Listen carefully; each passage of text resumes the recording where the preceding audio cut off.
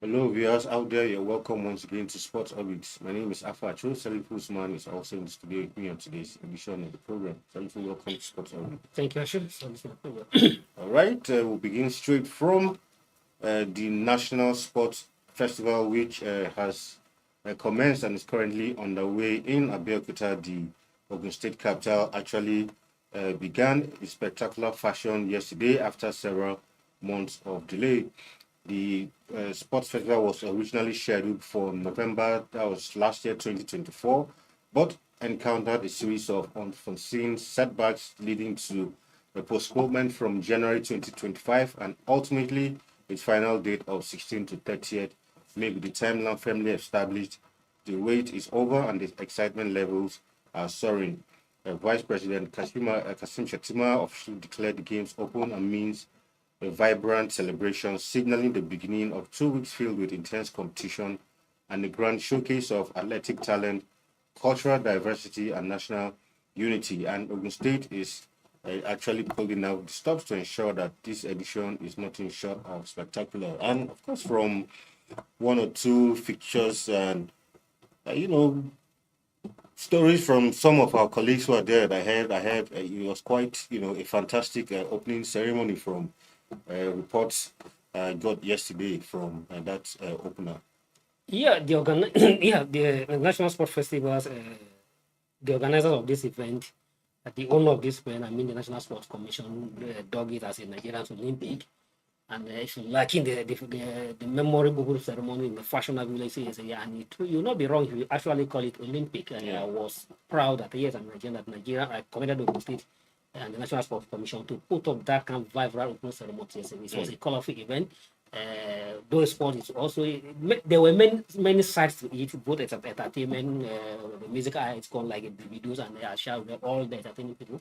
And apart from that, the legends, Nigerian legends, the novel laureate, Wole Soyinka, was all people to. So I give the commendation to the local organizing committees and the hosting state for being able to put all the who is who in the state, particularly the legends and the icons of the state, to be part of the opening ceremony yesterday. It's a memorable one from the National Sport Commission.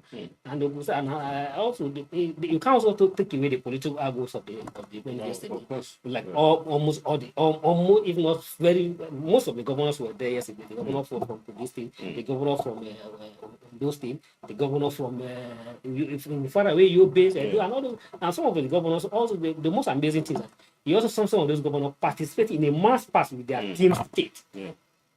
So that is one of the excitements I see, like the governor coming at the levels of the athlete, marching with the athlete and flying the Nigerian flag and their flag and their logo as part of the massing athlete. It's also one of the memories that one of the side attractions that we are going to take to that game yesterday. So kudos to the local organizing committee, the state government, and well, we are waiting to see what will happen in the last 13 days of the championship. Now, it's not just about the coming year to run up and down, or to play up and down, but in all the National Sport Commission, we must derive the gain of this competition, and the actual gain of this is to be able to fish out talent that can be in a long time, start a piece of time to represent Nigeria at the continental level or at the national level, at the international level. Of course, from today, hostilities should begin in full earnest, and even before the opening, the opening ceremony, the game actually commenced on the 16th, so some event has already started. So the opening ceremony was an official event yesterday to get the game rolling, and like I said earlier, it was a memorable one, and history was making yesterday game.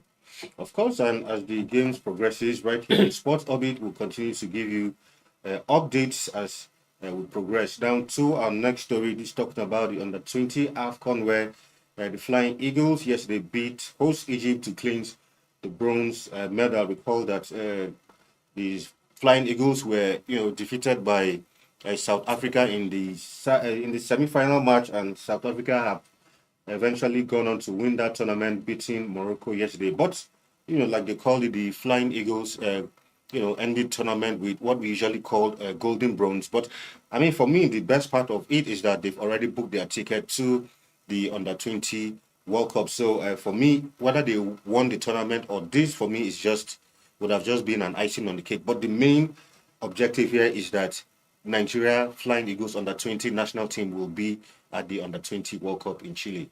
Yeah, I agree with you. And even the owners of the Fly Good in Nigeria Football Federation, the target essentially for the team was to get the World Cup ticket. Ticket, And yeah. if you recall, we see at the stadium that why should a team is going for a competition and you just say well, get a semi-final and get all the person. But the target, but in my own view, the target was okay, go there and win the tournament. Yeah. If you win, you also qualify for the World Cup. Course. Why should they just give them a half target and okay, go out there, clean the World Cup ticket, and after the World Cup, that's okay, no, go and win it.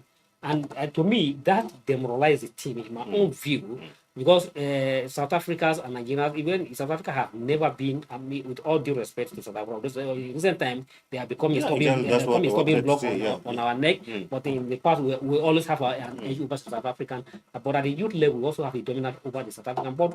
But I strongly believe that the target given to the team, saying that, okay, go down, qualify for the World Cup, and in my view, I feel that after qualifying for the World Cup, the team feels relaxed a bit. And that's why they were lost to South Africa. Although there are some circumstances that led to the team defeat to South Africa because we lost the outstanding goalkeeper Hawkott.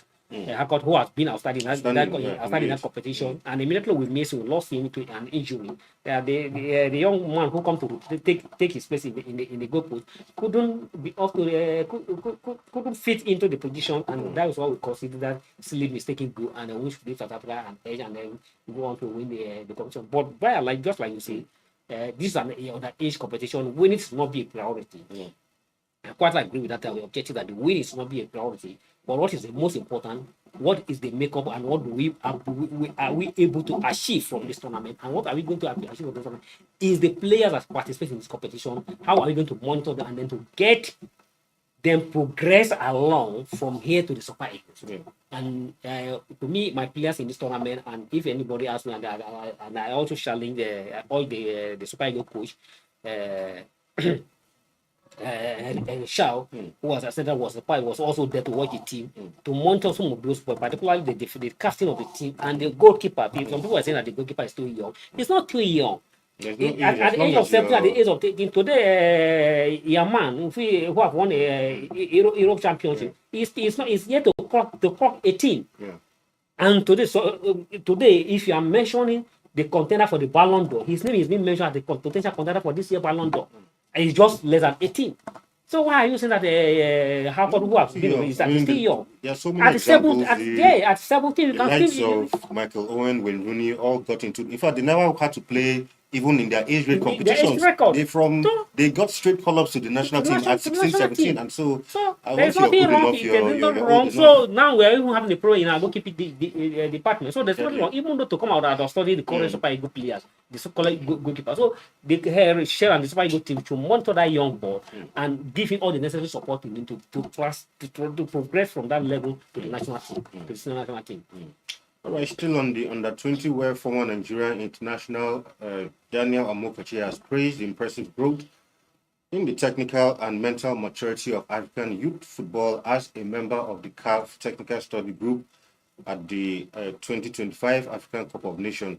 Amokachi has been closely observing the evolving landscape of football across the continent. And of course, in his words, he said, people often say that African football is progressing, but I always tell them it has already arrived. He asserted in a recent interview, he said, if we hadn't had so many top African players showcasing their talents in clubs around the world from Europe to Asia, that is just a testament to the fact that, African football, and of course from this under 20 tournament, he's trying to say that the standards were quite high this time around, and a wonderful tournament it was, in my opinion. I think I completely agree with him. The standard was very high. And at the same time, I also agree with him that if you're talking about African coach, yes, they have also, their maturity level has also become quite encouraging. They have grown, because unlike in the past where you see a coach, African coach standing on the start like shouting, hey! Now you hardly see them shouting. They are calm and then communicate effectively how they have to communicate to their players. Instead of starting on the door and they call, hey, Abu, come. No, it's no longer as it used to be. Some of them be agitated on the side on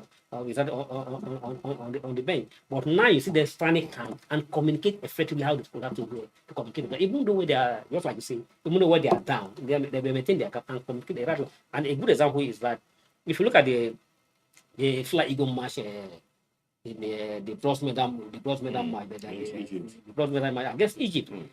Just 5 minutes into the match, Egypt take the lead, but still the team maintained their calm and they were able to get equalizer at the diamond, and they went on to win on the penalty, 4-2 on the penalty, 4-1 on the penalty.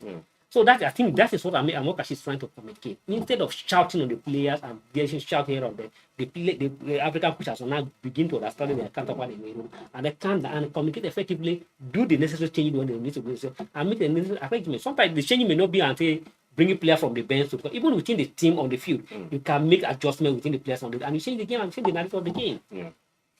All right, now let's talk some women football. This time, the Nigerian Women Football League, where Bielsa Queens has emerged champions of the 2024-2025 season following a 4-1 victory over Niger Rattles on the final day of the Super 6 playoff held at the Remo Star Stadium in Ikenne. The triumph capped an extraordinary finale that saw an unprecedented 4 teams: Bielsa United, Nasarawa Amazons, Edo Queens, and Remo Ladies, all contending for the title into the final day.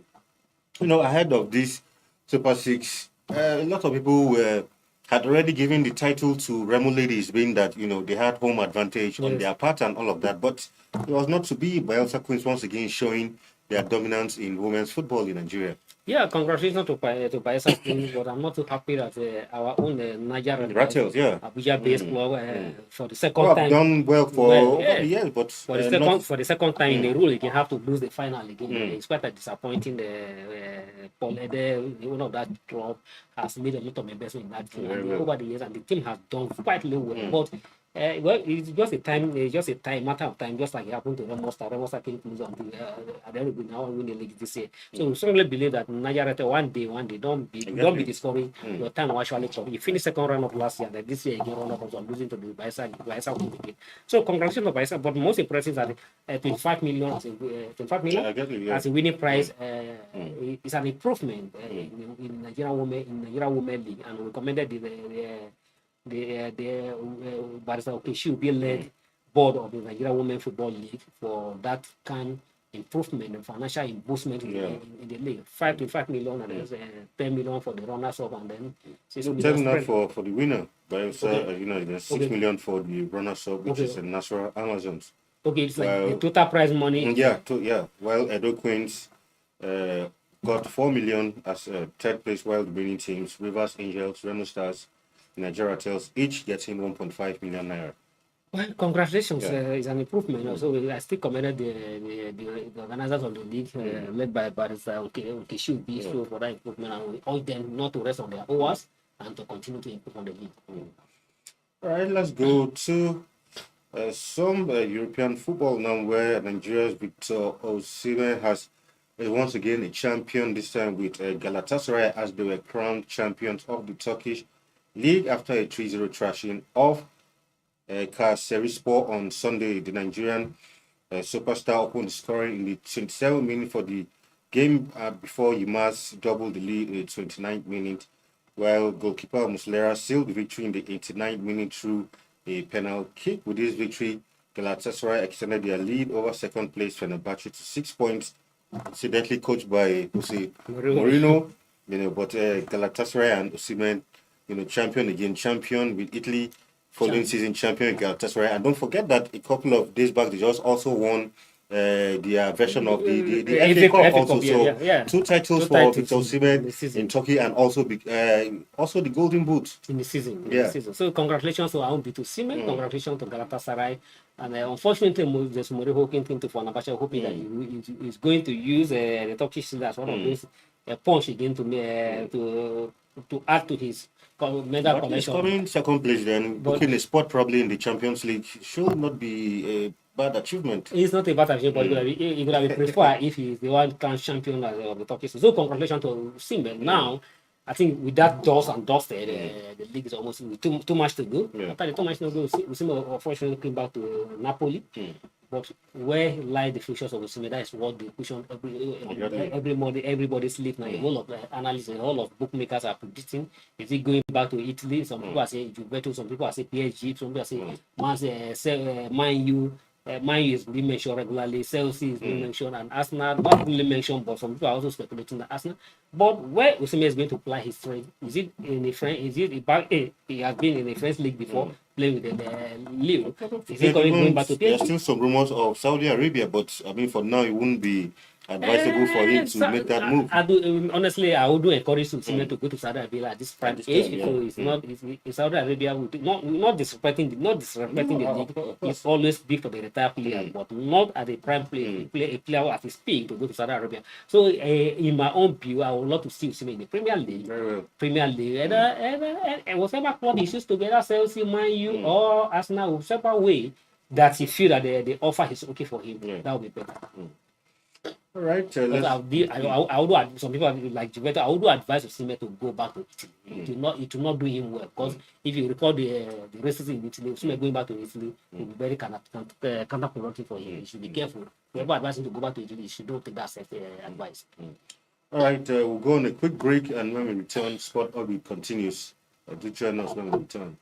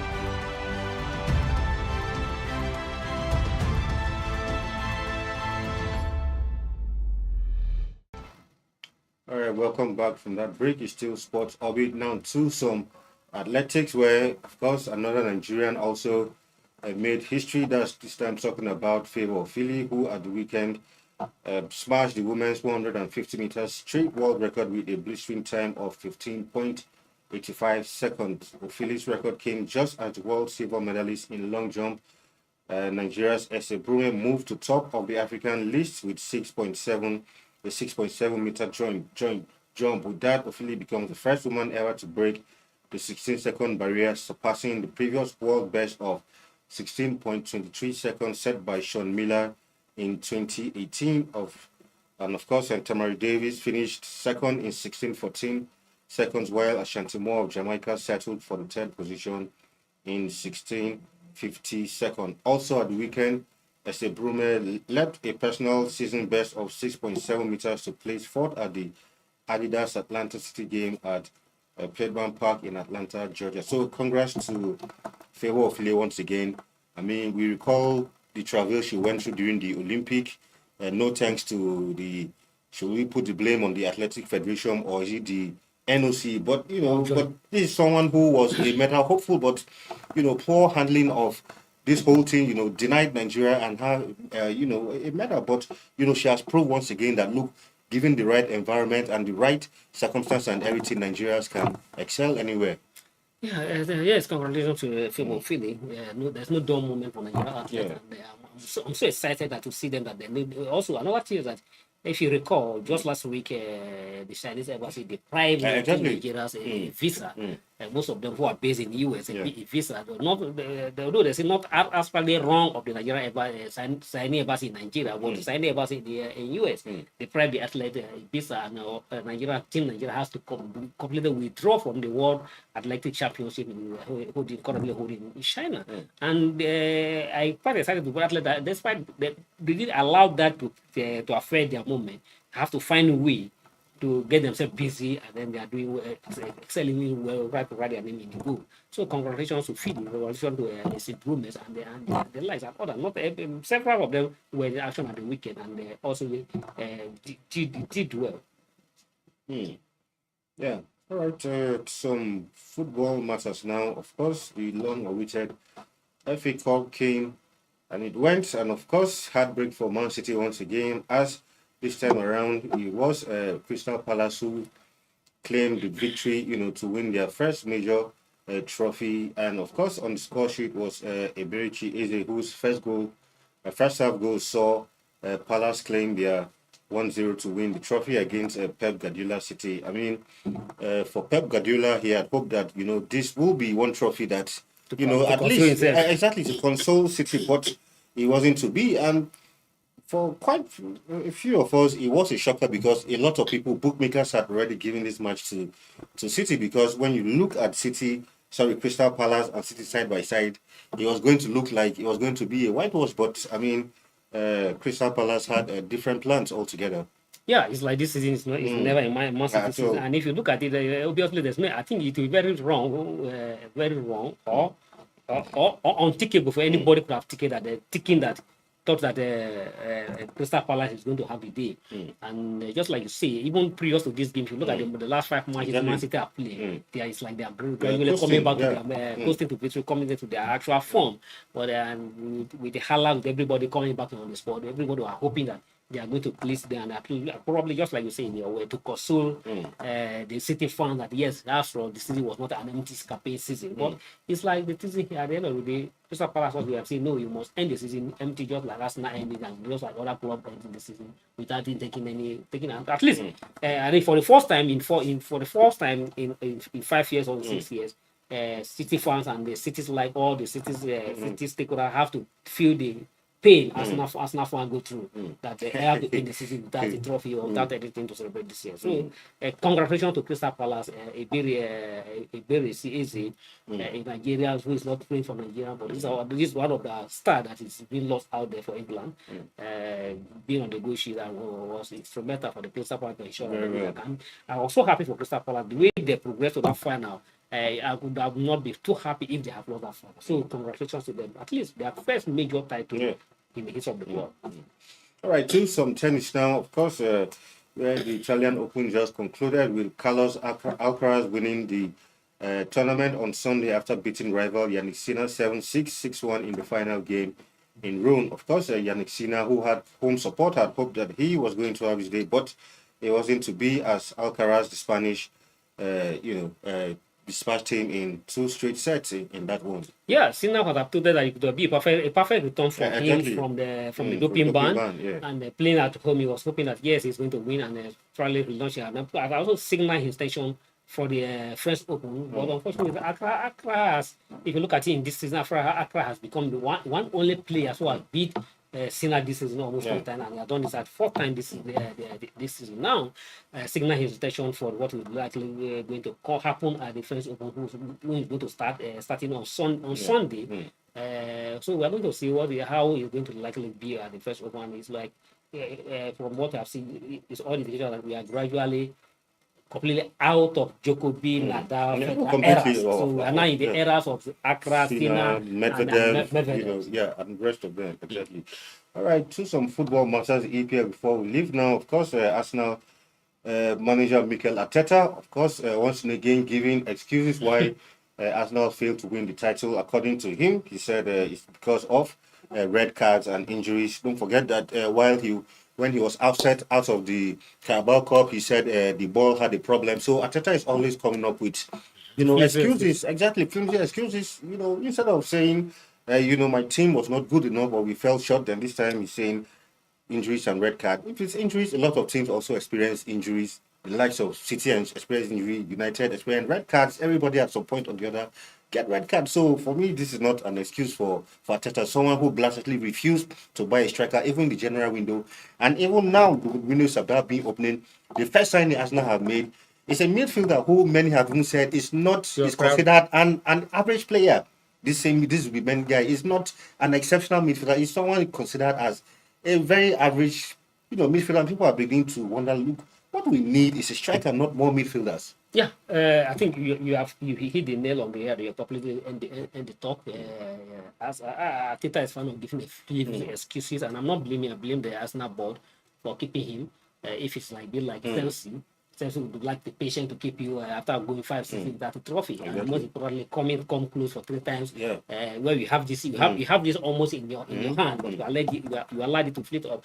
Injury, red card is part of the game. Exactly. And that is why, by the rule of the game, they allow you to register more than 11 players. If not, you need 11 players to play on the pitch. Exactly. But for the fact that people, the owner of the game and those who invented this game know that yes, your leg and gut tie it can happen. You can have a tire leg gets adjusted, or you can have injury. You need to register more than 8 players. Sometimes register almost 22 players for a past season. Most times, yeah. And also you register those players so to make up, and that is why a lot of clubs have to go on. That's why I have to have at least not less than 2 players or 3 players per a position.